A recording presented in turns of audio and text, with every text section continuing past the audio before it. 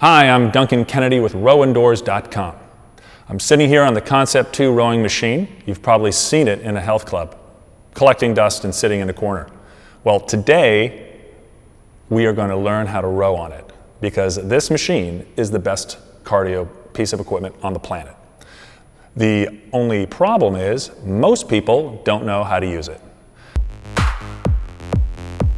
We want to make sure that our feet are put in the foot stretchers properly. Now, what you want to do is want to stick your foot in the cup, put your heel all the way down and make sure that top strap is going across your top lace on your shoe. In the rowing sequence, there are 3 phases. Let's start with the first one. So, we're on the erg. We want to make sure we begin the first phase, the first part of the sequence, correctly. So what we want to do is we want to have ourselves get our shins about 90 degrees. We want to have we want to be sitting on the front end of our bottom, and we want to have our bottom behind our hips and our hips behind our shoulders. You want to make sure that your upper body, your trunk, is at, if you're looking at a clock face, at 11 o'clock. If 12 o'clock is straight up and down, you want to be leaning a little bit forward and anchored, and having your arms fully stretched out, shoulders pointed forward, and your shoulder blades nice and splayed and taut.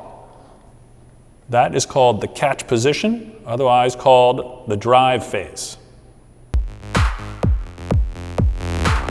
All right, so as we begin the drive phase, we want to make sure that we're relaxed up in our upper body, leaning forward, long, and as I begin to drive my legs, I hold my tummy, hold my core real strong as I drive my legs, keeping my arms long and hanging on.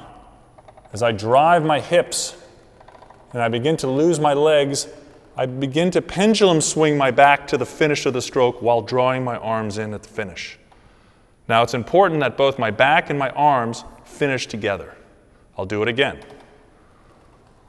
Up, drive the legs, hold the back, swing the back, draw the arms. That is the drive sequence.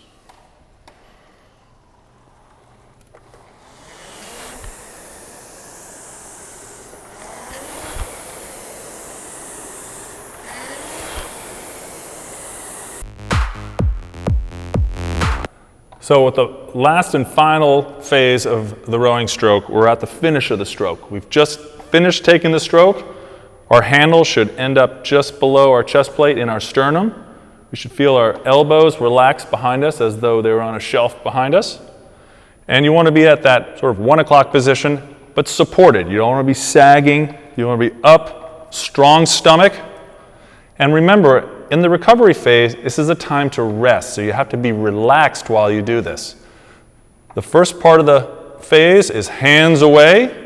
And you want to lock out those arms. Once you lock out those arms, it's time to unhinge the hip, have that hip come forward so that you're now in that 11 o'clock position again, just like what we had when we were at the catch.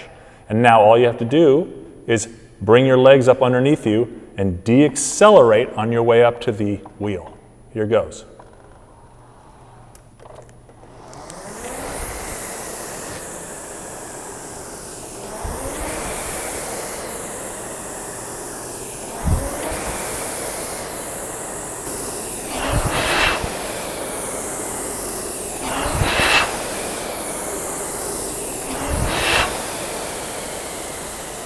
So there you have it. You've got the 3 phases of the rowing stroke. Now remember, when you start out doing this, it's going to feel a little robotic, a little stilted, but as the more you row and the more you blend those movements together in one dynamic motion, the more fluid it will get, and you're going to activate the muscles properly. That's it for now.